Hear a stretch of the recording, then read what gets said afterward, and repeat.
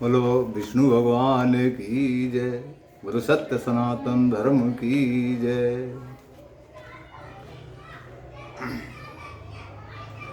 तो मम हिय गगन इंदुयुव और बसऊँ सदा नेह काम।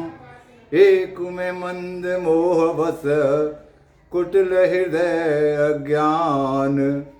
पुण्य प्रभु मोहि विसारेऊ दीन बंधु भगवान। बार बार वर मागऊँ हरस द्रेव श्री राम। बार बार वर मागऊँ हरस देव श्री रंग। पद सरोजन पायनी भगत सदा सतसंग। सियावर राम जय जय राम मेरे प्रभु राम जय जय राम। तो आज का विषय है तुलसी स्तोत्र का वर्णन। तो तुलसी स्तोत्र तुलस्यमृत जन्माशीष दात्व केशव प्रिये। केशवार्थ चिन्होमि त्वा वरदा भव शोभने। त्वदंग संभवे नित्यं पूजयामि यथारिं। तथा कुरुं पवित्रांगी कलोमलि विनाशिनी। ब्राह्मणों ने कहा, गुरुदेव, हमने आपके मुख से तुलसी के पत्र और पुष्प का शुभ महात्म्य सुना, जो भगवान श्री विष्णु को बहुत ही प्रिय है। अब हम लोग तुलसी के पुण्य में स्तोत्र का श्रवण करना चाहते हैं। तो व्यास जी बोले, ब्राह्मणों, पहले स्कंद पुराण में मैं जो कुछ बतला आया हूँ वही यहाँ कहता हूँ। सतानंद मुनि के शिष्य कठोर व्रत का पालन करने वाले थे। उन सबों ने एक दिन अपने गुरु को प्रणाम करके परम पुण्य और हित की बात पूछी। शिष्यों ने कहा, नाथ, ब्रह्मवेत्ताओं में श्रेष्ठ आपने पूर्व काल में ब्रह्मा जी के मुख से तुलसी जी के जिस स्तोत्र का श्रवण किया था उसका हम आपसे सुनना चाहते हैं।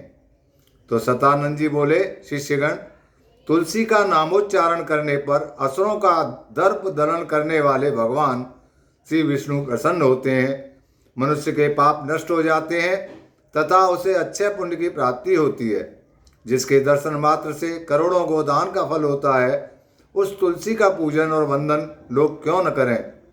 तो कलयुग के संसार में वे मनुष्य धन्य हैं जिनके घर में सालग्राम शिला का पूजन संपन्न करने के लिए प्रतिदिन तुलसी का वृक्ष भूतल पर लहलहाता रहता है।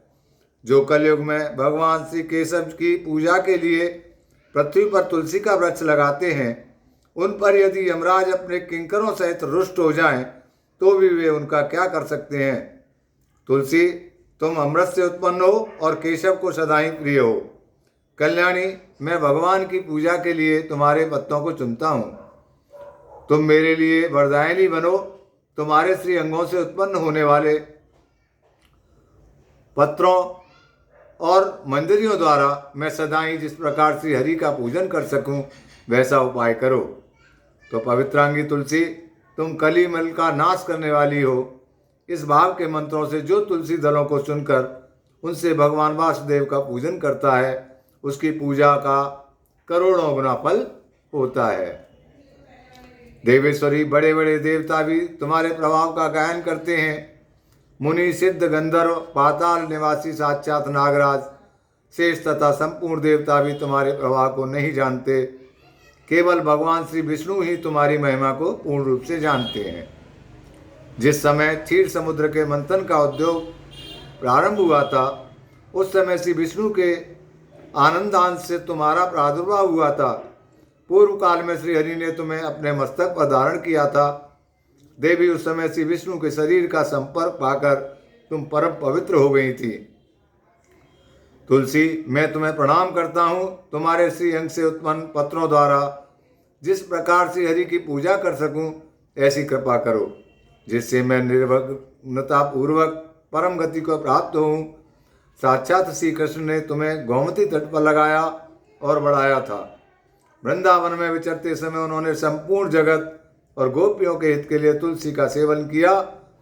जगत प्रिया तुलसी पूर्व काल में वशिष्ठ जी के कथनानुसार श्री रामचंद्र जी ने भी राक्षसों का वध करने के उद्देश्य से सरयू के तट पर तुम्हें लगाया था। तो तुलसी देवी मैं तुम्हें प्रणाम करता हूँ। श्री रामचंद्र जी से वियोग हो जाने पर अशोक वाटिका में रहते हुए जनक किशोरी सीता ने तुम्हारा ही ध्यान किया था, जिससे उन्हें पुनः अपने प्रियतम का समागम प्राप्त हुआ। पूर्व काल में हिमालय पर्वत पर भगवान शंकर की प्राप्ति के लिए पार्वती देवी ने तुम्हें लगाया और अपनी अभीष्ट सिद्धि के लिए तुम्हारा सेवन किया था। तुलसी देवी मैं तुम्हें नमस्कार करता हूँ। संपूर्ण देवांगनाओं और किन्नरों में भी दुख स्वप्न का नाश करने के लिए नंदन वन में तुम्हारा सेवन किया था। देवी तुम्हें मेरा नमस्कार है। धर्मारण्य गया में साक्षात पितरों ने तुलसी का सेवन किया था। दंडकारण्य में भगवान श्री रामचंद्र जी ने अपने हित साधन की इच्छा से परम पवित्र तुलसी का वृक्ष लगाया तथा लक्ष्मण और सीता ने भी बड़ी भक्ति के साथ उसे पाला पोसा था। जिस प्रकार शास्त्रों में गंगा जी को त्रिभुवन व्यापिनी कहा गया है, उसी प्रकार तुलसी देवी भी संपूर्ण चराचर जगत में दृष्टिगोचर होती हैं। तुलसी का ग्रहण करके मनुष्य पातकों से मुक्त हो जाता है और तो और मुनीश्वरों तुलसी के सेवन से ब्रह्म हत्या भी दूर हो जाती है। तुलसी के पत्ते से टपकता हुआ जल जो अपने सिर पर धारण करता है उसे गंगा स्नान और 10 गोदान का फल प्राप्त होता है। देवी मुझ पर प्रसन्न हो, देवेश्वरी हरि प्रिय मुझ पर प्रसन्न हो जाओ। क्षीर सागर के मंथन से प्रकट हुई तुलसी देवी मैं तुम्हें प्रणाम करता हूँ।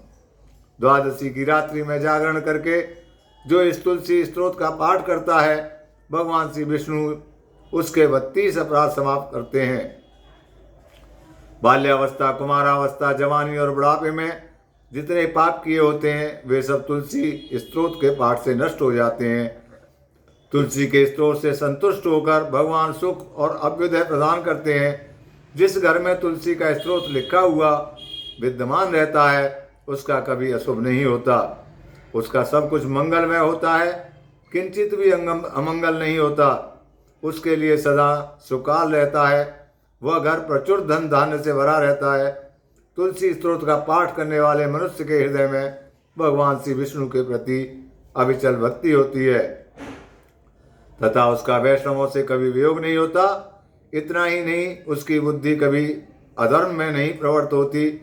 जो द्वादशी की रात्रि में जागरण करके तुलसी स्तोत्र का पाठ करता है उसे करोड़ों तीर्थों के सेवन का फल प्राप्त होता है। बोलो सत्य सनातन धर्म की जय। बोलो राजा रामचंद्र भगवान की जय। जय जय श्री राधे। बोलो विष्णु भगवान की जय। जय श्री हरि भगवान श्री विष्णु। जय हो।